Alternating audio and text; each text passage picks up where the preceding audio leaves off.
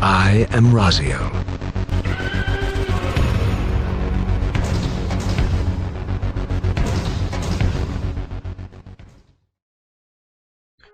What's up, guys? Raziel here again, and we've got some huge changes to the Blood Death Knight talent trees that I wanted to go over. And yeah, the last video I had about DK balance, I'm going to go ahead and just make it no longer public because it's irrelevant now. This is changed a lot, so I just wanted to give my opinions about the huge changes we've seen to Blood. Unholy's seen a lot of changes. The main DK talent tree has seen a lot. This is the first major overhaul to the Blood tree. We lost some things that were a little disappointed, but we also got some interesting things. It's kind of a mixed bag for me right now.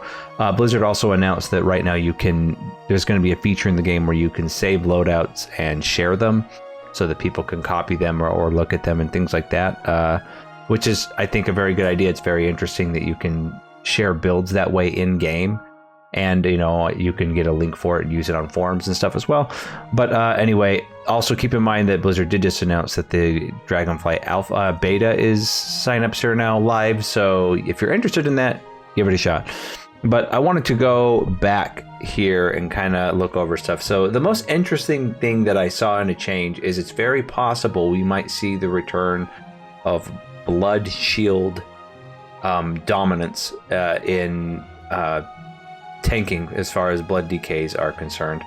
So how you build your character is really going to be dependent on if BDK mastery becomes a thing again that you want to stack as opposed to versatility. Obviously haste you're always going to stay with because BDKs need as much haste as possible, but right here we have a potential going off of verse and into mastery because of some of the talents here. Let's just take a look. I'll stop blabbing on and talking bullshit, and let's just take a look. So we saw some things go baseline again, like Lichborn's baseline again, Death's Advance is baseline again, which is all very great. So I'm gonna just put together a hypothetical build here. So obviously we have Death Strike, Anti-Magic Shell, Anti-Magic Barrier, improved Death Strike, better into the Third War, we're definitely going to want. Here, March of Darkness now has replaced Death's Advance, and it just does 25% more movement speed for the first 3 seconds. It's not something I think we're going to be taking. You're not going to see Blood DKs take that. Chains of Ice, obviously, Mind Freeze, Anticipation, or Blinding Sleet, depending on what content you're doing, what you want to use there. Obviously, Icebound Fortitude and Acclamation you're going to want to take. Now, one thing that is disappointing about some of these talent trees is we're forced into taking some stuff, especially in Blood, that we don't want to get to other things. More tweaks to that may be coming, but I think this is the only major Blood overhaul we're going to see. We'll probably tweak some, but I'm hoping there's still some more tweaking going on. Critical Merciless Strikes for critical chance. Here is the first talent we can see, Gloom Ward, where we could see a big change. So absorbs are 15% more effective on you. Blood shields are an absorb, so we're going to go there. Obviously, we're going to want Anti-Magic Zone, Assimilation, and Wraithwalk here. These two we might be able to forego and go this direction, but I don't think we need to. New talent here, Insidious Chill auto attacks, reduce the auto attack speed by 5%, so stacking up to 4 times. So 20% attack speed reduction on enemies you're hitting. It may be viable, and it could be really good. We definitely want to get to Will of the Necropolis. So here, we're going to go here. We're going to want Cleaving Strikes for sure. Sacrificial Pact is the best thing here. I don't know why Control Undead is on this list. It should be a baseline skill. It's rarely used. Enfeeble is good, but it's not going to be great because we don't have a permanent ghoul as blood. Again, your diseases have a chance to weaken. Your Brittle is really good. You're going to want that. Now, Clenching Grasp is new. Death Grip slows enemy movement by half, and then Unholy Endurance. This is a conduit from Shadowlands that pretty much turns Lichborn into a 15% DR, but we're not gonna really use that. I don't think that's not really an issue. We're gonna go Strength 2% here. Now, if you're doing Mythic Plus, you'll probably want Grip of the Dead here. If not, you probably don't have to go there, but we'll get back to this in a second. Will Necropolis, absolutely must have. Rune Mastery, definitely, because we're all going to want A-Bomb's Limb, especially if it's as strong as A-Bomb's Limb with the Legendary, but I think A-Bomb's Limb is just going to be the default go-to for most DKs, unless it turns out to be really shit, because now in the Blood Tree you'll see that Gorfine's Grasp got a lot easier to get to, and it's not in a stupid place like it was before, but I still think Abomination's Limb is going to be good to take. Here. We lost the one thing that's disappointing, we lost access to a lot of our resource regeneration that was in the old tree, so we lost access to Runic Corruption and Runic Empowerment. So and Horn of Winter, we lost all of that. So, which means we are going to likely have to go back into Rune Tap. We lost the eternal fucking legendary of having Dancing Rune Weapon up, which is for most people good, because even though it was insanely strong, as you're seeing right now in Shadowlands Season 4, it also just reduces your class to spamming Heart Strike and nothing else for the most part, which is not fun gameplay. So I'm okay with the change. So in this situation, if you need Grip of the Dead for Mythic Plus pulls or things like that, you can take it, or I would advise getting rid of it and finding another 1-point talent somewhere that would be beneficial. Death Pact is not really good. Maybe taking Asphyxiate here. Chains of Ice, no, you're not going to really use that as blood. Maybe getting Blinding Sleet. You have a couple of options there. Maybe taking March of Darkness. You're really never going to take Suppression or Blood Scent. They're just bad talents. But you're pretty limited here. If you need an extra DR, you could go Unholy Endurance.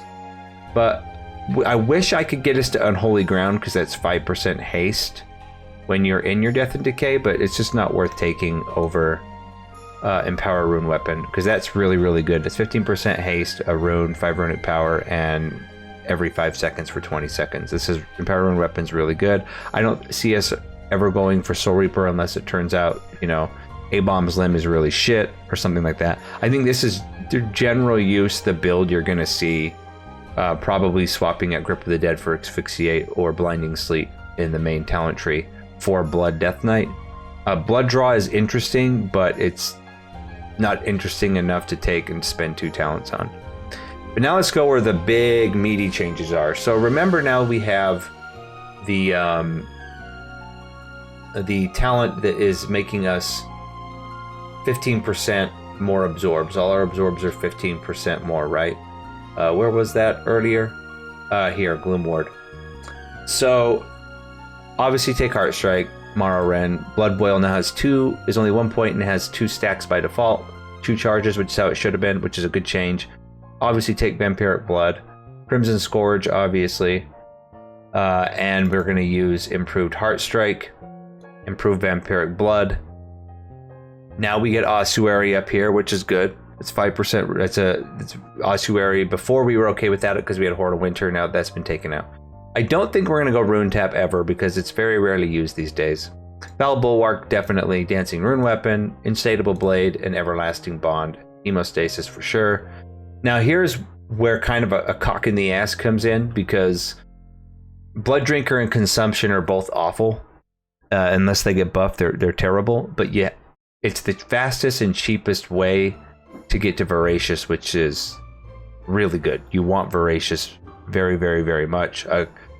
Perseverance of the Even Blade is not that good. 3% verse, 6% verse for 6 seconds whenever you use Crimson Scourge. I mean, that's okay. But Relish in Blood, nah. Rapid Decomp, These are all okay talents. But what we really want to get is Voracious, not Bloodworms.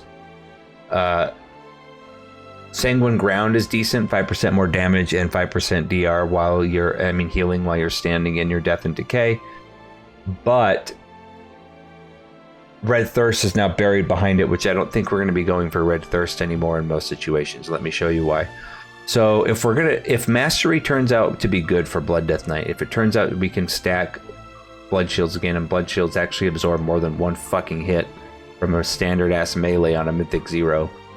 We're going to want to go here. That's bone shield increases haste. We don't want, again, this is a trap talent, 10% DR here. So what we're probably going to want to do, if you want to get here fast, right? You could spend stuff here to get there, because we do want that. Or you could go to Rune Tap just to get that, because we don't want to waste 2 talents. Then go into Blood Tap. This could be good. Anti-Magic Shell heals you for 100% of the damage it absorbs. But in my opinion, I think it's kind of a trap unless you're low health when you get hit. Generally speaking, when you AMS something, you're doing it to prevent magic damage. So while you're not taking any damage from a magic attack, the healers have plenty of time to heal you. So it may be better to get to this point. A better option, in my opinion, is instead of going Rune Tap, is to just go Heartbreaker into that same amount of points spent, as opposed to going here to unlock this. Gorfine's Grasp we're going to take, obviously, since we want Tombstone. With these Dancing Rune Weapon, you need Tombstone. Tightening Grasp I don't think we're going to be taking, but we definitely want... Actually, Heartrend is up there, but I would probably recommend taking Heartrend. Again, the talent tree got really, really different. It's very different. There's a lot more difficult decisions to make because we don't know 100% for sure what talents are going to be traps. But here's the thing here. Iron Heart. Blood Shield's durations increase by 2 seconds and it absorbs 20% more damage. So we have a 20% damage absorb there, right? We have the 15% up here. So that's 35% more absorb. So if we stack Mastery, it might make it worth it. And if it is worth it, if we can keep Blood Shields rolling, bam. While Blood Shield's active, you deal 25% increased physical damage. That's a huge damage buff. But in this situation, again, we want to get Voracious. Because again, that's going to get... Your Blood Shield also determines... is how much you heal, determines your Blood Shield. So we want Voracious. I would say if you're doing Mythic... I mean, both these talents are dog shit. But if you're doing Mythic Plus, you're probably going to take Consumption. Just because it's an extra AoE hit you can throw out there into Voracious. Here, Shattering Bone is good, and then Bone Storm. I think for Mythic Plus, if things stayed this way and Mastery Shields became a thing again, this is probably what I'd build out for Mythic Plus. If I was doing progression on really hard boss content, you could just pull out Bone Storm and go into Purgatory. Now, what will we do if stacking Bone Shield, Mastery and getting absorbs is not a good thing, is not possible, even with the 35% extra absorb, it's just not good. That would change this up completely. We wouldn't go here. We would probably go still Bone Storm there because it's really the only talent here. But we would probably want to go into Red Thirst somewhere, right? We probably... Yeah, I mean, it would really fuck us, to be honest, if it didn't work. Because you still need Voracious, so you'd have to do the cheapest route to get there. I think Blizzard's kind of dug themselves into painted themselves into a corner here. They have to make our Mastery be useful again, because otherwise, if you drop Bone Shield, this might be what people do. But then look, no one's taking any of the end talents, because that's not great. That would be useless. You'd probably go Purgatory. You'd probably do something like that, right? But how the talent tree for Blood here is set up is very, very, very now making it dependent on dependent on Blood Shield working again. Because the only other thing I could see working here is if instead of using this, if you know, you could get away with not using Hemostasis. I mean, Death's Caress we're not really going to take. Maybe going that route, or you know, something like that. But it's, I mean, coagulopathy seems like a decent talent, but this might be a DPS route to go if it turns out blood shields are complete shit. But this is going to make, I think, tanks BDK not very good. Oh wait, no, we can't even do that. You'd probably do this because you need Tombstone. So something to that effect. I'd probably even just skip out on Bloodworms and do that. Right? But they really have to make Blood DK's mastery worth it now that they've changed this talent tree up. So I'm really interested, if you guys have played Blood DK, what your thoughts are on these changes. I'm somewhere in the middle, because this seems like they're putting all their eggs in the basket of blood shields working. I mean, yeah. I mean, this could be a really high damage build here. But yeah, blood shield needs to work for this build to be good. Because yeah, this would be might actually sim better than Bone Storm, but we would see. I don't know. I think if blood shield works, I would go the other route. I would go this way if blood shield works. I would definitely do something like this for Mythic Plus, and then just dump that for going into something else. Like if I was going into, you know, main tank. I mean, obviously reinforced bones is a problem, but I don't know. I mean, I guess we'll see. So I'm interested in everyone else's thoughts on the changes here. It seems very, very, very interesting. I mean, we might not need to take Gore Fiends at all, but we'll see. But anyway, guys, comments, thoughts down below. I'll be, again, I stream on Twitch 2 to 3 days a week. Times are still inconsistent, but I'm getting those set in stone. Come say hi, hang out, where we talk about this kind of bullshit and balance and all that kind of stuff. MMOs in general. But thanks, everybody. As always, keep it real.